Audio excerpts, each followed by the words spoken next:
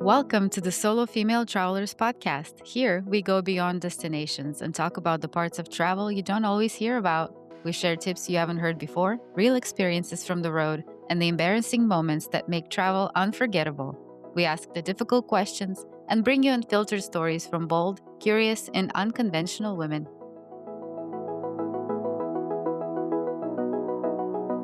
Today, we're talking about what ethical community-led tourism actually looks like.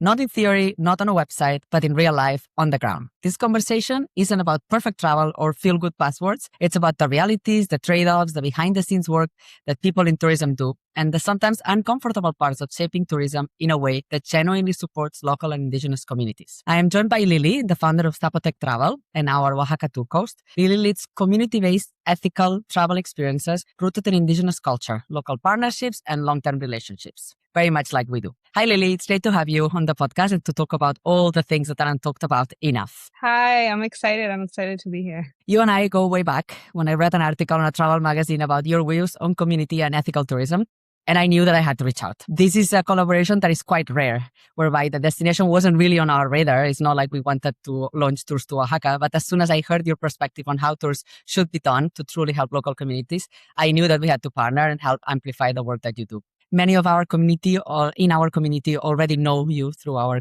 Oaxaca trips. This is an experience that feels particularly different from other tours, connected and very heartfelt. It is also an example of how we want to run all of our tours. Lily, for anyone new to your work, could you share a little bit more about Zapotec Travel and how your journey in the travel industry began? What originally pulled you into this path? Yes. So again, my name is Lily. I've been in Oaxaca. I say I repatriated 13 years ago. I was born and raised in Santa Monica, California. My ancestry and my lineage is Zapotec. Zapotec is the indigenous language, the culture, the tradition, the people. So that is why I then named it Zapotec Travel. I wanted people to see Oaxaca through the lens of indigenous people because that is the majority of the state. That's the majority of my experience. And then women was really important as to how I was able to learn about Oaxaca when I first repatriated back. So I couldn't see a world where women weren't at the center of it. They are the matriarchs, the teachers, elders, healers. And that's what I wanted to show people. Every indigenous community is at least 30 minutes away from Oaxaca City. So I knew that most also tourist destinations are on indigenous land. So I also wanted to pay honor to our people. Right. And you always say repatriate rather than repatriate. Yes. It's all about women for me, for how you learn about the culture, the history, the cooking through my grandma, my aunts, my mom. So, and then we go back and we talk about Mother Earth. Mother Earth has given us so much. We give in most of the communities, there's a giving thanks to Mother Earth before. So it was repatriate. What is the word for mother in Zapotec? I actually don't know it. Shnana. Nana. Shnana. Shnana. Okay, wow. Shnana. I love the word. It's very warm. Yeah. I don't know. It gives me warm when I hear it. Yeah. Oh, that's wonderful. And there's so many difference. Like if you say an elder who's a woman, it's a different name. So there's so many categories in that. Do you have the same categories for men or only for women? I don't know. Sorry, I was putting you on the spot. I actually never thought about that, but you always talk about repatriating rather than repatriating, which is what people normally do. Like we normally use the general male word for something, right? Exactly. So I wanted to start directly into the controversy of everything and asking you a little bit to describe what an ethical, community-centered experience looks like and how it compares to one that doesn't, just to get us started on that concept. Yeah. So we run a lot of our marketing and the work that we do day to day on social media. And I have a team that helps me do that now. And they said something like very directly. They said on the stories, we don't take commission from families like other companies in Oaxaca do. And I was like, oh, I wouldn't have said it exactly like that. But again, we're talking about what's real. That is a portion of it. When I think about ethical travel or ethical work in communities, there's a lot of in the terms of a sustainability, greenwashing, where people will say that this is a clean product, but it really isn't. And the same thing goes with tourism. People can say we're working with indigenous people, we're working in communities, but they're not working with the community. So one of the things that I did is to research not only customer satisfaction, but satisfaction among providers in the tourism industry. And I found very little to none research on that, because most of the satisfaction surveys is only for customers. Are customers having a great experience, or are they not? And then I was doing the work of asking the families what they felt like working in tourism. And many people that I spoke with said that they were happy with the terms, felt that they couldn't really speak up, they couldn't change anything. And that's how tourism ran in Oaxaca. But this happens all over the world. And they just felt they had to stick to it because it was a business tactic for them and it was in their income source.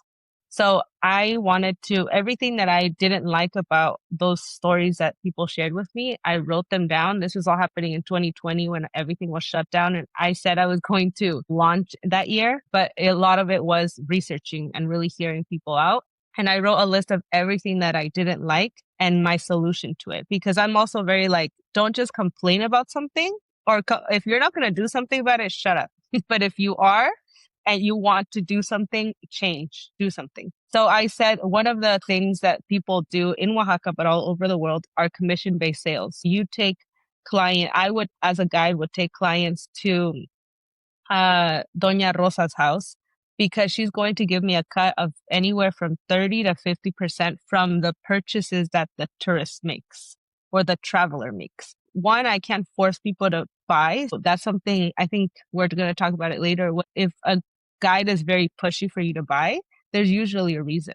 And then on the other side, people offer demonstrations and home visits for free in hopes of making a sale. But again, I can't always guarantee a sale. And I want to honor the ancestral knowledge that these women mainly are sharing to our clients. It's like a history lesson sometimes. And I wanted there to be a fair payment and compensation that is not linked to a purchase or no purchase. So both of them are individual. And if someone makes a 80,000 peso sale, that doesn't mean that I need something. Like with a thank you is enough, and I'm able to cost my own product with the right numbers. Also, cheap tours equal non-ethical travel. So that's something else. But sometimes we think in the travel industry that we can't charge tourism like the right price, that we have to cut corners down the line. But I think something that we've done with solo female travelers is we found that formula where like both can exist and everyone can get a fair share, and then a traveler can have an amazing experience as well. That's a little bit of it. Yeah, in the end, it's transparent pricing, right? I can charge somebody 20 because I know that in general, I will make an extra 50 from the things that they buy. What the traveler doesn't understand is that they are paying that extra 50 anyway, because something that they were going to buy that would cost them 50, it will now cost them 100. And the extra 50 is the commission that the guide is getting. Most people don't understand that this is the practice all over the world. This is not just in Oaxaca or in Mexico. This is the same thing we saw. It's commonly seen in Egypt, in Morocco, in Turkey, in India, in pretty much every country around the world. It's not common practice in Europe because people are paid a fair price and they will ask the price that they want to earn, independent of whatever people may sell. But the model that most guides and most tour companies practice is this one: is I will sell something very cheap on the headline in the hopes that the guest will buy something that I will make a commission from. So everybody has an incentive to make the traveler buy something. And what I think is the worst part that people don't realize is that you are being taken to the place that will offer the highest commission, not the best experience. Not because the guide best, needs to make a living. Yes. Correct. And then there are tips as well that maybe are not included. And so the guide wants to make a tip at the end of the trip. So the traveler is ending up paying probably the same. They just pay in a different way, in a way that's not transparent, in a way that the motivations of everybody involved in the chain are not aligned to their best interest. The guide will not take you to the place that will give you the best experience. It will take you to the place that will pay them the highest commission, because that's how they make a living. So what travelers don't understand is that it's not in their best interest to follow that model. But of course, they only see the headline trial. And when you try to change the model and try to charge them 100 instead of 20, people say it's too expensive. But like you say, you can do that because some travelers understand that this is what's happening and they're willing to pay somebody a fair price for what they are offering. And what they are offering is this knowledge that you mentioned, this experience, their craft, their expertise, that time that needs to be compensated. From the very beginning, we knew that we didn't want to do that, which is why I read your perspective and your point of view on this travel magazine. I knew that I needed to reach out to you because I had never heard anybody else talk about this. When you reached out, I'm always thinking, do they really mean that? And are they really going to want to honor that? And that's always a conversation, because I met with so many people and the answer, and we end up not working because they don't really want to pay behind the scenes. So that was part of us building that trust and launching something in Oaxaca, is making sure that both of us, that all the parties were okay, we're happy with it. Yeah, it's true, because many people will tell you, no, we don't take commission, but then they take it behind your back anyway. And what they don't realize is that it is quite obvious. If you're in the industry, you can tell, you can see, you know? Yeah. So yeah, this was something that was quite telling. We never wanted to do that. We feel that people should be paid a fair price for their work, and their work is sharing that expertise. And if guests buy something on the side, that's fantastic. They'll buy because they want to. Therefore, we will take them to the best experience, because there is no incentive for us to take them anywhere else. We don't make any money whether you buy or not, like you. And also, this is also better for the activity providers, for the host, for the chefs, for the artisans, because then they can share freely, and they know that those guys eventually will buy if they are selling something that they're interested in. And even if they don't buy, they will be fairly compensated for their time and effort in sharing that knowledge accumulated. So I think it's better for everybody, but the headline tariff is more expensive, right? And this brings me a little bit to the next question. You work with a lot of small, often one-person businesses, artisans, chefs, guides, all the families that we've talked about. And they are sometimes getting started. You started with some of them that didn't even have a business before you reached out to them, right? What goes on behind the scenes to make this experience happen? Tell me a little bit more of how it goes from an idea of like, this woman is offering this that I think will be valuable for our guests, and get them to the point of like getting ready to offer something and hosting the first guests. Yeah. So that goes back into being ethical and sustainable. Part of the work that we do is training people in tourism. All the people we work with already work in tourism. We don't really convert anyone into thinking this is the best idea, but sometimes they have a business and it really hasn't hit or been successful in so many spaces, or in the digital space, or they sell to tourism, like if they stop by their shop, but they don't host tours. So we do that transition into working with women who want to work directly with tourism. So every 6 months, I'm able to open up spots. I think with the more success of the business, it allows me to add in more families. So right now we're rotating over 80 families in different communities. And for example, in Mezcal, it's very popular, and in textiles is very popular. So in textiles, we're working with 20 families, and every December, January, or May, June, which is, there's a lull. There's time for me to be able to go out to visit these families and start that. So, we're admitting two new businesses in Mezcal this year. They're women owned. And we're looking at micro entrepreneurs and micro distilleries. And when we think of the topic of mezcal, there's a lot of families that have had their business around for many years. They are still small producers, but now we're looking to work again with the very small micro businesses. So I met a woman, and she has the lineage of mezcal making, and decided to launch her own brand, because there are a lot of gender norms in these communities as well. And sometimes it's like waiting around until it's your turn, or going out and doing it on your own. So she decided to go on her own. Her family produces mezcal. You can have mezcal producers, but not have a mezcal brand. So what she wanted to do was connect both of those two. And she said, well, we do get visits here and there from tourism, but they never have scheduled visits. And so the intake, there's a lot of work behind the scenes. So we do an intake online first, and then we do a home visit where we go. Most of the businesses are out of their homes. That's also something that is very common in small businesses. And we visit them, we see their introduction, kind of what they want to show to us about their business. But then we have to take it on the side of, how do you present your business to an audience? And then how do you have time to make sales as well? Because that's the end goal of a business, is to be able to sustain your family. So we did the second home visit with them, and now we're going to do the pilot. It's actually going to be next week. And we're actually going to film it to show a little bit behind the scenes. And we help them break down their presentation into an hour, and then 25 minutes to sell. We let them know that they have an hour to showcase everything or whatever they want, the messaging that they want to show about their business, and why they should choose them. And when you think of small businesses, that's the reason why you support, because of the story, not so much it's an instant buy. So that's a little bit of what we do. And after the first tour visit, I go on that tour, and then we do a feedback session. to make sure that like everything was, they felt what they felt and what we noticed as well. And it make it constructive criticism. So then we grow from that. And after that, if I need to do another tour with them, then I will. But if not, then they are added into our rotation, we say, and they will get a tour visit at least once a month. Right. And these small businesses, whatever you help them with, whatever training they receive, whatever improvement, whatever material you've helped them create, whatever training, session, content that they've created alongside you and your team, that's something that they can continue to do with other companies. You don't force them to be exclusive. They can continue their tours like they did before and work with other operators. Yeah, so that's something also part of that industry that is very traditional, where sometimes you have to sign exclusivity to only work with a certain guide.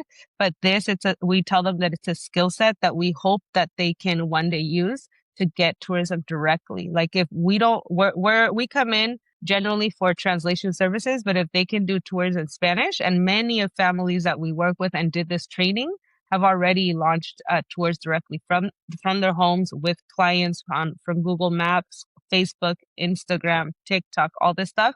And we do training on social media as well for your business. And I don't know, that's a part of the sustainability, the community component of Zapotec Travel too, that started when I was helping. We started out with 8 businesses and now we're 80 businesses. So we're also looking for ways to be able to continue this, and with the bigger team for them to be able to replicate this. Right, because this is not just a one-off. This is not just for your business. This is an improvement and a growth and an expansion of the entire community around Oaxaca City. This is everybody being able to participate more in tourism in a way that's better shared, rather than just a few large companies that are very well taken care of, have great marketing, and everything feels a little bit like a production line, rather than the business being concentrated on these fewer larger businesses that are, if you want, a bit less authentic and a bit less genuine, trying to spread that tourism value that is growing in Oaxaca and in many destinations amongst more smaller businesses, more families, so that everybody can benefit. Yeah. And, in a lot of cases, like what we were just talking about, the larger ones, right? You're often competing with like very polished, very easy, very beautifully looking tourism experiences. And they don't have the same values that you and I can have, right? That for them, it's more about volume. It's more about bringing more people, having very clean bathroom, very good access to cars, roads, hosts that can speak English and can do the entire session themselves, so the guide doesn't have to translate. And they don't treat the collaborators the same way that you do, right? How do these small businesses navigate all this complexity, and how do they manage to succeed vis-a-vis this more polished and much more successful alternative that is everywhere? If you go online and you Google tours in Oaxaca, you're going to find these large companies. How do the smaller businesses manage to navigate this and find a space? Well, that's why we exist. But I do think that there are travelers that want to travel differently. So when I started this model and when I was writing my list of things that I didn't like and I wanted to change, the way that I had to think about how are we going to fund this? And I said, I know there's travelers out there who want to travel differently, who want to support these cases. And I really had to repeat that to myself, because when I started out, it was like, when I started out full time, I had one traveler or one guest, 2 guests, and it was coming out of COVID. So people didn't want to share spaces. So all groups are small. And I'm like, I had to just keep like consistently believing in that. But I feel that a lot of families who have been in tourism in Oaxaca have had to hold on to this belief that things were going to get better, because Oaxaca has become popular, but for many years it wasn't as popular as it is now. So they had to hold on to that belief that their product was going to sell, that this is how they were going to make a living. And what people don't realize, they haven't just made the pivot to tourism. These are trades that have been in their family and passed down for generations that now have a crossover into tourism. So I always say my hat's off to them, because they sustain an industry, a world where there was little to none in Oaxaca before. But now when we think of, it's like the traveler who knows or who wants to do it differently, I knew they would come. And then I on the end, I was doing the marketing and repeating the messaging. I saw online that you have to repeat a message at least 5 times, the same message, for it to stick to a potential customer. So I was doing that too. But then there are these companies that do it instant. You can book a tour instantly. You can book a taxi online. You can do all these things, but they don't realize that they're supporting, and these commissions go to these bigger companies like Viator, or I don't know if I should name drop businesses, but the bigger ones. And I do think it takes a slower pace travel and more research to be able to find these authentic experiences, because the small businesses, they don't have access to all these marketing tools. Most people do not have a computer, the ones we work with. Smartphones did do are override the need for a website, because they were able to launch on Instagram, on Facebook. But there's still a lot of challenges. Most of them can now accept card readers, but that was like another issue or another barrier that would keep people from selling a product. Or they can't accept, there's national bank transfers, but not international transfers. So I think that I've seen throughout the years, at least in this past year, most people take card readers now. But it's like, I think that's what you want to do when you're traveling and really supporting. And we take you to the businesses and you see them and the behind the scenes and making the product. And most of the families will also allow you to custom order. And then by the end of your trip, you will get your piece. So that's like the amount of the small businesses and the impact that you're really supporting by traveling this way. Right. And you have to think out of the box many times, right? Because I remember during our tours, even some guests wanted to buy something, they didn't have cash. The credit card machine didn't work because there's no signal. So it's not just about having a reader, it's that maybe they are in a place where there's no signal. So we need to meet them later somewhere, or they may come to the hotel and bring their earrings, like the one you're wearing that I have 4 pairs of, similar to those from the same lady. Like this kind of like thinking out of the box when you're working with small business, that maybe there's a family emergency and you need to replace them with another person, because these are women we're dealing with, and women are the ones responsible for any family emergency. This thinking of like, oh, somebody wants to buy something, they don't have the cash, how can we make it happen? All of this is something that large companies cannot do either, right? Because in the end, they have a process, they don't work with exceptions. When you work with small businesses, it works both ways, right? You have the flexibility, you need the flexibility, you can offer the flexibility, and that works in both ways. I also wanted to ask you about the list. We talked the list of the things that you didn't like, besides the commissions. And what else was on your list? I should have asked you earlier. But so I've seen a lot of guides. Guide is supposed to be the expert, but guides tend to also explain on behalf of the families, and they don't let them speak. So you'll see women just kind of like carding the wool or spinning wool, but they're not speaking. And I didn't understand how, even in mezcal making, I would see guides and they would explain the whole mezcal making process. I know the whole mezcal making process. I know so much about mezcal, but I will never know more than a person born into that in their community and lineage, and the ones who are actually making it. I can't make mezcal. So I found it very disrespectful that they would do that. So for me, we turn it over. We introduce them before we arrive to their home, and we are the liaisons to be able to bridge that connection, and interpreters. But we give them the shine, the spotlight. It's on them. So that's something else I didn't appreciate. Also, that it's the male dominated industry. Like you said, they take you to we call them here the big houses, or like places that accept all the card readers, that have everything intact, but most of that is men. So a man is your guide, a man is a master weaver, a man is a master distiller. Like that is not my reality of how I saw and came to learn about Oaxaca. So I'm like, we're going to turn it over and it's going to be women. So 80% of our experiences are now women. So when I first started, I said the men who stayed in are in, but we're now we admit women founded, women led, or women owned in Oaxaca. What else I didn't like? That there was no payment, that it had to be in exchange of making a sale. So we had a payment, and we started saying words like, in Spanish, you say cuota de recuperación. And we started with small prices because people didn't want to accept that. We had to calculate the price of a visit, and we also didn't want to offend people. So something else that I didn't appreciate was that they weren't getting input from the families. How do they want to be represented? What do they want to say? What do they not want to say? So that's something else that we added in.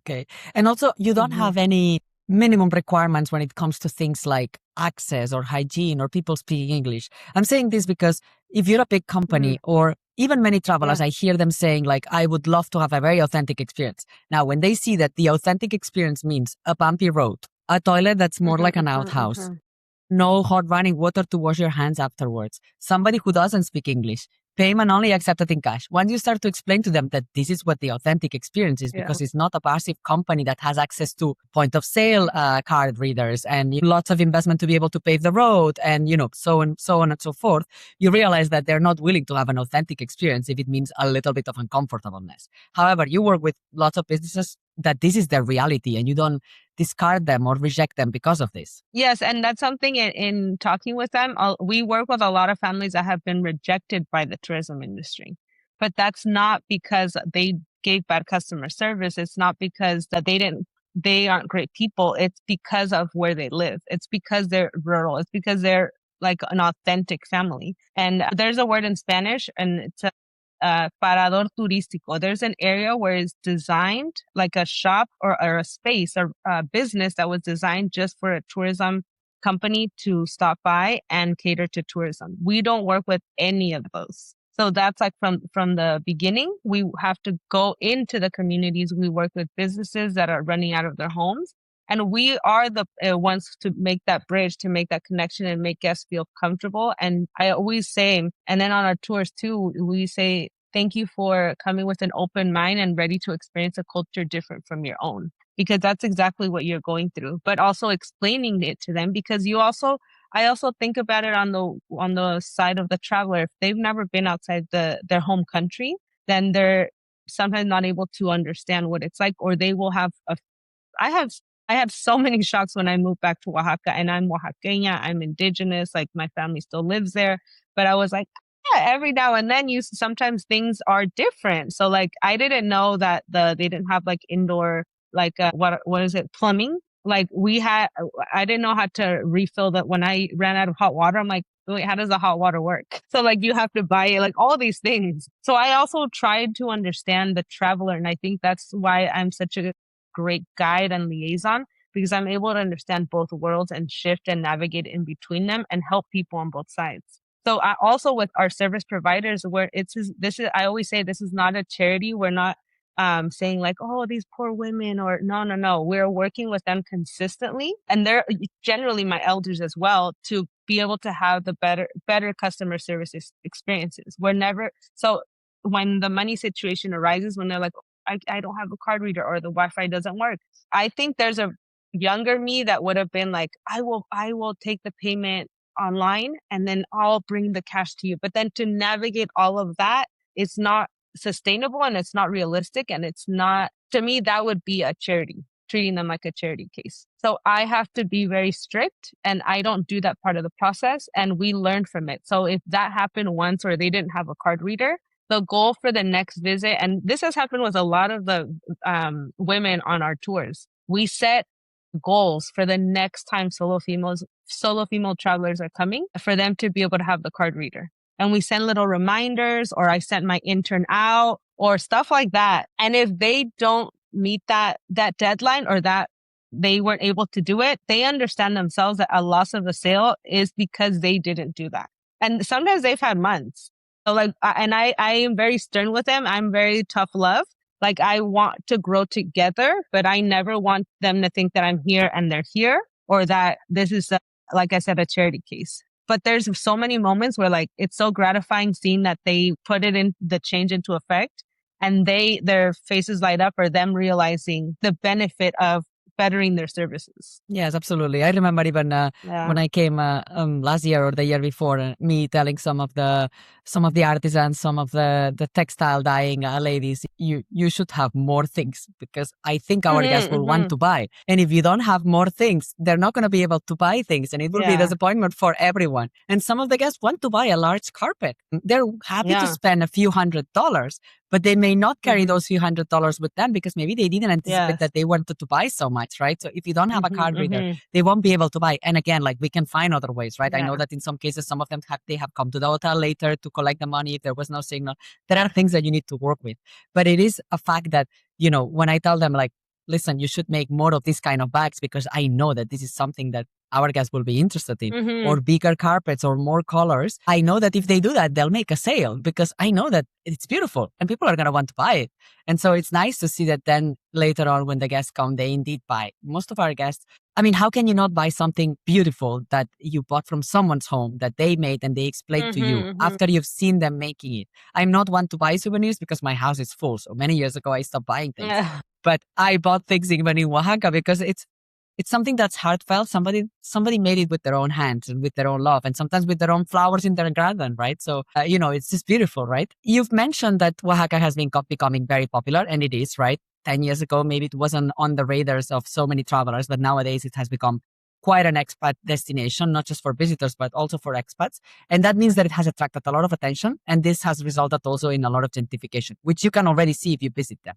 There are lots of cool cafes, Insta-famous spots, things that are made for the gram, and even spiritual experiences like temazcal or cacao ceremonies or things like that that are run now by expats, which are not even typical or traditional indigenous, Oaxaqueño, right? So how do you think this is impacting and how have you seen this change in the last 5 years? I feel like it's accelerated in the last 5 years. Yeah, well, the whole gentrification has pushed a lot of families out. So a question we get is when we go out to the communities, you'll see stray dogs. But when in Oaxaca, they'll say like, wow, we don't really see any stray dogs. It's not that they're generally stray. We do a lot of where we let our dogs out. They go on their walks on their own and then they come back. I tell them there are no families living in the historic center. And they're like, what do you mean? I'm like, it's all hotels now. And it's not, I think 8 years ago, it was Americans moving to Oaxaca, what they say expats. Now it's multinational corporations buying these buildings and opening up hotels. It's not even like small American people owning. It's these big corporations. And down to like the hotels, and they distort so much of the reality. Something else that like I know sometimes travel companies choose to, yes, support local, but when it comes to accommodations, that they go to the Marriott, for example, or like they say that they need luxury accommodations. And to me, it's just so the discrepancy, or like I can't imagine like staying at the Marriott and then going to the indigenous communities and then like how do you grapple with that? So even us like choosing the Oaxacan owned hotel, I'm like, I don't know, that it just makes me happy that everything that the way that I see Oaxaca or the way a solution as to how we can really change things in terms of gentrification is being done on this route. And it's like, had been a goal of mine, a dream of mine. And I was like, I don't know if someone will actually want to do that or can do that, all the way, but it's possible. But yeah, you'll see like so many cafes. The city is colonial because it was a colonial establishment. Like if I go back into history, but it was never a city of the indigenous people. So the Zapotec people are the indigenous people to the area of Oaxaca, along with 15 other ethnicities. But in the Central Valleys, it's Zapotec. But we had a conquest of the Mexica people who are from Mexico City in that area that is now Oaxaca City proper. But our Oaxaca City was about 20 minutes away. So then after the Mexica people, the Spanish came and then they created a colonial city. So you'll see it and it's very colonial. You see cafes all around, but that's not really like, I would say like indigenous land that like we have temples that we could venerate or where that like they crushed our temples or something like that. So I think that's kind of the difference of it, but that's part of our history. It's part of history of Oaxaca, of Mexico, but it's also like realizing that if you want all of that for the aesthetics, then you're also creating part of the problem. There's usually a list of like top 10 things to do, top 10 places, if we keep following these and just going to there, that and we're all adding into the same problem of like Instagram worthy. Yeah. And it's not even the look and feel of the city, right? It's also all these cafes that are not even traditional. It's your matcha lattes and your Instagrammable spots that could be literally anywhere. But it's also experiences that are nothing to do with Zapotec culture or the other indigenous groups. Things like cacao ceremonies or even some of the temazcal rituals that are not done by a local curandero or a local person that has learned this from their parents or their grandparents or from their family, but somebody who just decided that they want to become a shaman and want to offer spiritual experiences in Oaxaca because Oaxaca has a history of that. So for me, those are even more dangerous because the tourist comes, they look beautiful. Again, these are very beautiful, very polished experiences. They look beautiful on camera. And like in many other places around the world, people will come because they want to take the photo in such a spiritual experience rather than being in the moment, experiencing that spirituality that is actually Zapotec. Yeah, and I think I recently been like speaking about it on social media, and I do it in like a friendly way, but also in like a teaching way, and then also like with a good outfit going through. Like that's the style that I choose to do things in. But yes, I did an interview. We were talking about it with the Guardian that is coming out soon, and I got very emotional just because like these things do hurt us, not just financially, not just in migration, but internally and to our souls and to our people and I always say all the people, our ancestors, our grandparents who held it down, like who, that's just where they were born. And these are the trades that they did to sustain, but they never did it for popularity because they were going to like turn into a shaman, like you said, or all these things. They just did it because that was their life. And I want to preserve part of that, even in Zapotec travel. And someone asked me about cacao ceremonies. So many people have asked me about cacao ceremonies. So many people have reached out about wellness, but they never talk about the indigenous people. And I don't, maybe I'll share it here. Actually, yeah, I will share it here. There are no cacao ceremonies in the modern day Zapotec culture.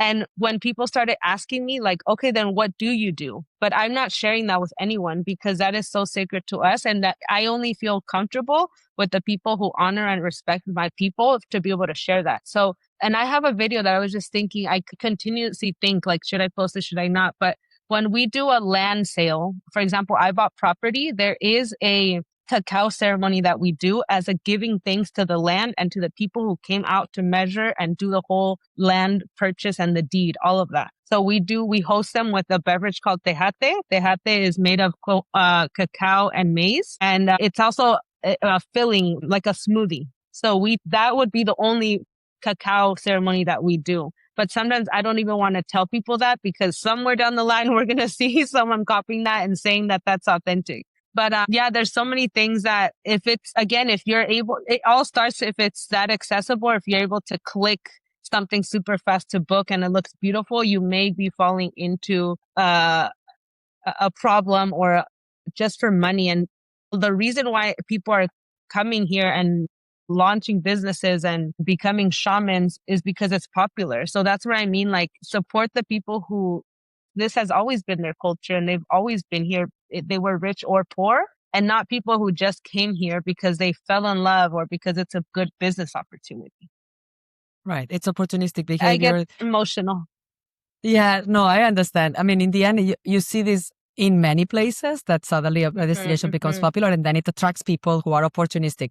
And with social media, it's like all of this posing and all of these like showing off of like certain experiences. And for some reason, parts of Mexico are very famous with cacao ceremonies, which may be true to the Mayan culture and to other parts of Mexico. It's not something that is typical or traditional of Zapotec culture or Oaxaca. However, it's Mexico. So people think, okay, I can launch a cacao ceremony. I can come up with a wonderful story to sell that experience as something that is traditional. Because if I start talking about the indigenous people of Mexico, I'm not lying. It has nothing to do with Oaxaca, but people are not going to be able to discern or tell that, right? So I can sell it and then I make it look beautiful on social media. I make it bookable. I make it so that people can post those beautiful pictures online and then suddenly it becomes viral. And it has nothing to do with the local culture. It's not even a local person offering it. It is sometimes bought or experienced to the detriment of the local experiences that are authentic of the destination. And I think that we do this all too quick and often. It's like the fake, water purification ceremonies in Bali, in temples that have been created exclusively to take Instagram photos in. That are not real temples. It's not a real priest that's doing that. You're just sitting in a beautiful place that will look very nice on your Instagram. And so it's a bit the same, right? I think in the example of Bali is something that's become very famous, but I saw the same thing happening in Oaxaca, right? So it's good for people to be aware of this so that you can decide whether that's something you're interested in or not. Yeah, and what I've realized is, sometimes people aren't aware of it or they fall into it because they hadn't heard about this or they didn't do a little more research. But I took a call. I offer online travel consultations and she just booked to tell me she wanted to apologize because she works in Canada with Indigenous communities and she booked a tour, a 6-day tour to Oaxaca. She says she fell into a trap and she didn't realize until when she arrived to Oaxaca that this retreat was hosted by a European lady. But she made it seem very like greenwashing, but all the images of indigenous people and the consumer also didn't do her research. And she said, I only realized it when I saw her standing there and she was our host. Yeah. You act in good faith as a tourist, right? You don't expect that people are going to pretend or fake or posing for something that they are not, right? You act in good faith. So you believe that it's going to be true and that they're not going to mislead you. And when you arrive there, I mean, I'm sure it's happened to you. It's happened to me many times that when I arrive at a place, I realize that this is really not what I was expecting and it's not something I want to be a part of. And at that point, it's too late, right? This happens a lot with animal interactions, that you do all your research, you think you're booking something ethical, and then when you get there, you realize that it's not ethical. They just made it look. In greenwashing, in all of this, like ethical animal interactions is unfortunately quite common, that you may end up in a situation you're not happy to be with. But in this case of like people and traditions and culture, it is more and more so. So it's on the traveler to do a bit better research and understand and be aware of the things. Like you say, many people don't even think about that. And maybe this is a good segue into a question that I also wanted to ask you. How do you think travelers can assess whether an activity or an experience is ethical? What are the telltale signs? What are the things that they should look out for to assess whether it is or not, so that they don't fall in that trap? Yeah. So I think as a consumer, you always have the upper hand or the power, because we get this asked a lot while we're on tour. But I say, like, in your next travels, like, you should feel comfortable being able to ask, like, what kind of business am I supporting? Like, is this woman owned? People will identify it now. Like, I've seen, like, in like veteran owned, woman owned, Black owned, Indigenous owned. But I did a trip recently, and all the travels that I'm doing, I'm following them with the same premise or scope that I ask travelers to visit us. So I want to show people that this can be done anywhere in the world. I took a trip. I wanted to go to Horseshoe Bend Canyon Horseshoe Bend and then Antelope Canyon in Arizona, which is everything that I saw on Instagram. It happened because on our October group, we followed each other on Instagram, and I noticed that one of the travelers had been there. And then Corinne, I'm like name dropping, she also had been there, and she said, I can send you the location. So I started doing my research, and everything on TikTok and Instagram just said like Earth on Mars, Horseshoe Bend, Antelope Canyon, but they never talked about the people who owns that land. And so I did a deeper search, and it's on indigenous land of the Navajo people, of the Diné people of the US. So I told my sister, we cannot make this trip unless we're honoring and creating an itinerary that directly supports them. And we wanted to do an activity that is kayaking. And I know just from being in Oaxaca that a lot of indigenous people face water issues. And I wanted to do kayaking so bad, but then I took a step back and I said, if there are no native owned businesses doing this, that may be a red flag. Right. So there must be a reason why they are not offering that. Yeah. So then the only company was a American owned company. And then in that time I was talking in a forum, and one of the members, she was Diné, she's Navajo, from the Navajo Nation. And we talked on the side, and I talked about my ongoing research in that moment about the travels. And she did mention that they have water issues, that the city of Page, Arizona has been highly developed and has all the hotels, and the indigenous people are left with no water. So I said, I cannot do one of these experiences because I already know that is not falling in line with the people. So it just takes time, a little more research. But then that's why I also created a product where we do the research, and you can log on to an hour with us, and we will give you all the research we've done, and we will help you plan your trip.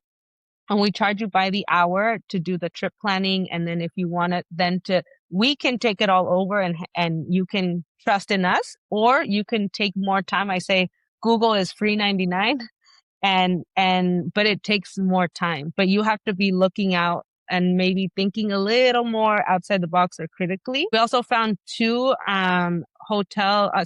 accommodations, lodging accommodations, and one was a glamping hotel, indigenous owned, and the other one was more of a homestay, rural. And I'm okay with both type of stays, but one was more rural. It was like 6 hours away. but I really wanted to get to this place. I really wanted to get to know Rosalind and her story. There's also I saw levels of comfort that you can have for different travelers as well. And we offer, you can say the same for us. Like I have a bed and breakfast that's in my community. There's more bed and breakfast or small boutique hotels outside of Oaxaca City. But yeah, if you want to stay in Oaxaca City, there are still Oaxacan owned hotels in Oaxaca City. But they are very hard to find. Like you say, sometimes finding out who owns a business is a mission impossible. I mean, for us, it's a non-negotiable. So we try to look for female-owned businesses, and finding the ownership of a business is sometimes just impossible unless you ask them. Sometimes even the staff don't know.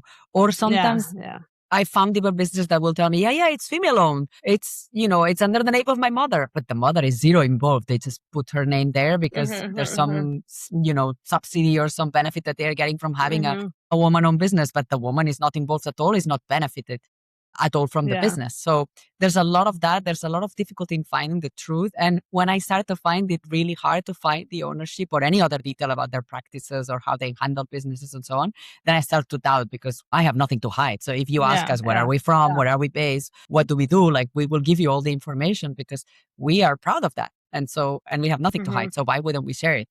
But when others start to become a little bit harder to share that information, then I question whether they are consistent with their principles, right? It's difficult, like you say. Also, I see travelers that will say, like, I'm all for ethical tourism, but then I really want to go and touch an elephant. And so they will immediately forget all their ethical and what they know is unacceptable of any animal interaction with elephants in particular, riding the elephant, touching the elephant, feeding the elephant. But then they'll say, yeah, but I really wanted to do that. And then they forget about all their ethics and their principles, right? Sometimes there's a trade-off involved in like sticking to your principles. There is a downside sometimes. The experience that's more authentic and more worth it may be less comfortable. Maybe, it's someone's home. It's a little bit dustier. Maybe it's an outhouse. Maybe the tables and the chairs are a little bit smaller or there's no chairs for everybody. There's sometimes a little bit of uncomfort that may come with something more, sanitized, less sanitized than something that's been created in these paradores that you talk about. So it's about having clear whether you're willing to do that or you're just looking for something hygienic. And, no problem with that. But at least don't tell yourself that you are following, ethical principles and looking for sustainable experiences. If when things come a little bit harder, you just give up on those principles, right? So anyway, I wanted to ask you one last question. Of all the experiences that you offer, you say now you work with 80, like activity providers, collaborators. Which one is your favorite experience? And you don't have to give me a specific name, but what is the experience that you're like so excited for? You're like, when I go there, I always feel, for some reason personal to you, just happier. I feel I've betrayed them. You don't have to tell me the specific collaborator, just an experience that for you is something that's just meaningful to you personally. Well, I do really like ceramics. So when I was in college, I took a ceramics class and I hated it. And I felt so much pressure for having to get an A. And I did so many office hours and I just felt that the clay itself didn't look natural. I don't know, it was store-bought, but then I offered these experiences, no one was really offering hands-on clay play or building. And I didn't even think that was fun. I just equated it or remembered to stress. So when you hang out with them enough, then they'll be like, oh, mira, like they'll give you some clay or just like to touch it, experience it. And then we were working on it and it was so stress-free. Like I cleared my mind. I had fun and I was like, I like this. So like it changed the way that I saw that ceramics and the culture and you are able to understand like their expertise. They don't use a wheel. I will never be able to be a ceramicist in any way, but it's in a way to appreciate their art form. And we give them, for example, 40 minutes and then they try to build. So people are like, try to build their piece or they hand build pieces, but it's a beautiful experience. I don't know. It just relaxes me. It's fun. It's fun. Right. Yes. Doing something with your hands is always, I don't know, there's something grounding about just getting your hands dirty and like building something, even if it's, I'm not very good with this kind of thing. So I would build something that wouldn't look like anything, but at least I made it myself. Right. So there's something nice about that. To me, the experience that I remember more like closest to my heart from when I've been to Oaxaca a couple of times was just talking to the women and one of them reminding me of something that I'm sure for you is also easy sometimes to forget the impact that you have because you get just involved and like you get distracted by the day-to-day business and like by making sure of the bookings, the admin, the team management, the collaborators, the many challenges that come up every single day when you're dealing with 80 different collaborators, right? There's lots of admin work that happens. And sometimes we forget about why you got into this and the impact that you're really having.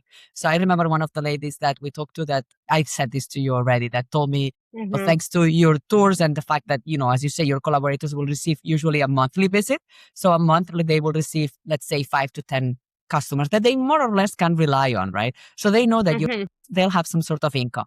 And she said to me, thanks to your tours and the tours that Lily does and the fact that now I have a certain stable income, I managed to send my kid to university. My son, who was also there, right? And now he's starting to be a chef. And now, she will continue on the business and will do something else. And this is not just in Oaxaca. This is something that I've heard and I've been told in other destinations that we work with. But it's something that it's a nice way to, if you want, finish a little bit our conversation, because what travelers don't realize is the impact that they have when you're talking about really tiny businesses, one person business, two people businesses.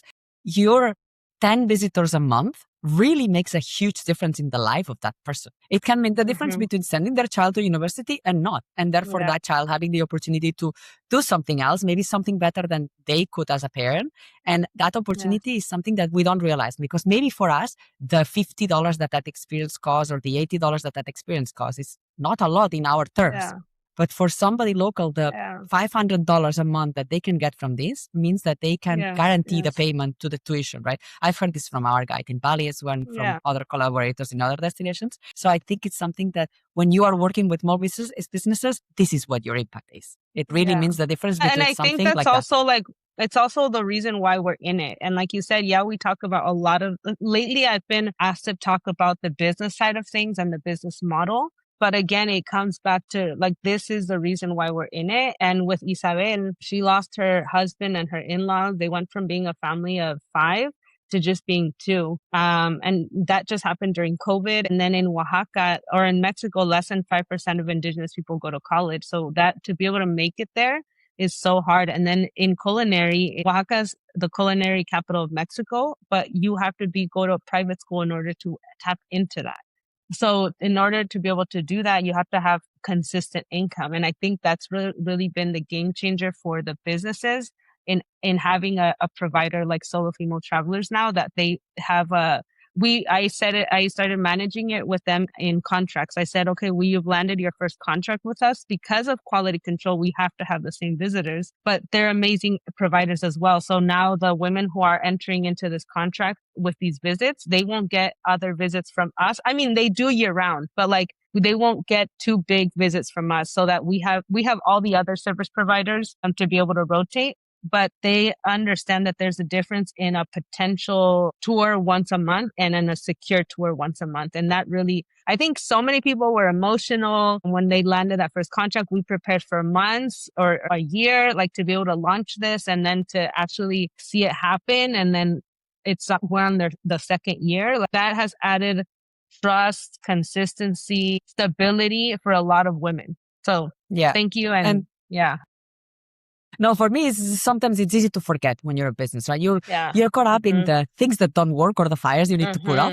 And so you forget to remember the great things. And so we're lucky that we receive a lot of emails, like I'm sure you do, and comments on social media from people who are really happy because whether they were travelers or they are collaborators, they somehow our business has touched them. And we didn't start this to make money. We are a for-profit company because we need to be. But for us, it's all about the social impact. And so it's good to be reminded of these things. And when somebody completely unprompted, just says this to you, it's so invaluable. And I hope that travelers understand that as well, that when you're taking a sustainable, ethical, responsible tourism activity and you're going on a trip like that, your impact is exponential. And it's also a ripple effect, because now the son will go to school. And so, he will have a better life, and his family will have a better life. And, it's a ripple effect into the community, because by helping women in most destinations, you're helping families and their extended families. And so if you were helping a male-owned business, it's not the same. It's just proof. There's so many studies that prove that by supporting a woman-owned business, you're supporting the community at large. And so that's something that's important to remember. And it's a good way to end our conversation. I just have some rapid fire questions for you. One thing that you forgot and never again will. My sunglasses. Oh my God, yes. I cannot go anywhere without them. I would be frowning like this and I would end up with a headache. I'd be like, oh yeah. Yeah, I cannot. Your favorite breakfast food? I know this is big in Mexico and in Oaxaca, so what's your favorite breakfast? It's called huevos al comal. So you put it on the griddle on a leaf and you crack the egg with some salt. Perfect. Oh my God, this must be so Yeah. good. I can't believe I didn't have it. Definitely having it next time. And the first word that comes to mind when I say packing. Mezcal. You pack a mezcal. You never leave home without a mezcal. Always have, yeah, because I don't really drink anything but mezcal. So if I'm traveling to other areas or more modern countries or locations, they generally don't have mezcal. Or Cannot if they leave the do, house it's not without. the good mezcal. Yeah.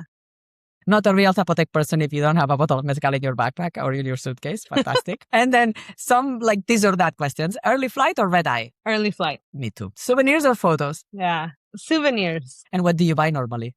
Because I buy alcohol. Like clothing. Okay. Clothing. And then window or aisle seat?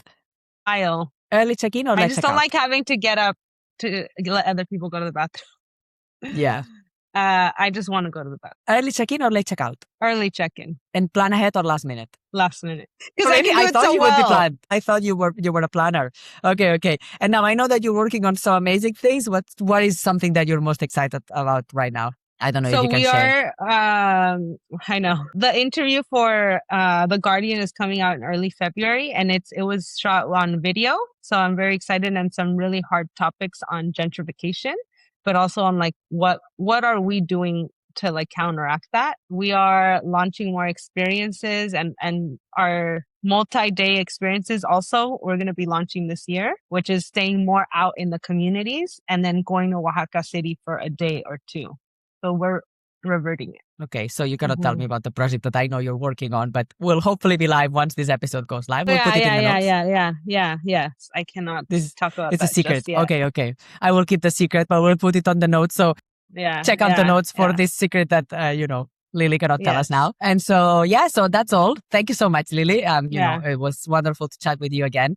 Everything that you do is such a powerful reminder that travel can be both enriching and for the traveler and for the communities, because sometimes we think it's just servicing the travelers, just like what you said at the beginning, but this needs to be a two-way conversation. Otherwise, it's not beneficial for the local communities. If you want to learn more about Lily and see everything about her work, zapotectravel.com. That's with Z.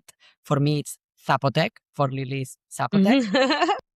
If Oaxaca has been calling you for a while and you listen to this episode and we convince you even more, you can go check out our website and see our trips to Oaxaca at tours.solofemaletravelers.club. Thank you, Lily.